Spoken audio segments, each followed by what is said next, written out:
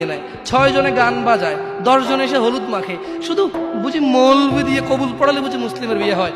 শুনুন, আপনার নবী মুহাম্মদুর রাসূলুল্লাহ সাল্লাল্লাহু আলাইহি ওয়াসাল্লাম কবুলের পদ্ধতি দিয়ে গেছেন, তাই কবুল পড়ায় মুসলমানের বিয়ে মনে করেন না।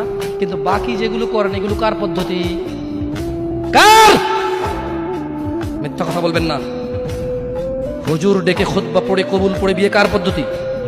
আল্লাহ নবীর। এই গান কার পদ্ধতি? কেন করতেছেন? ওটা তো আপনার বিয়ের অংশ, বিয়ে না হলে তো বাজাতেন না।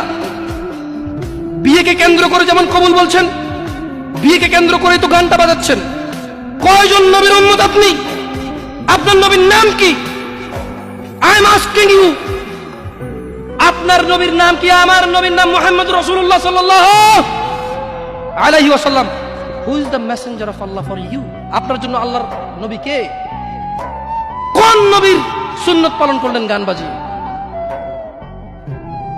আপনার জন্য আমার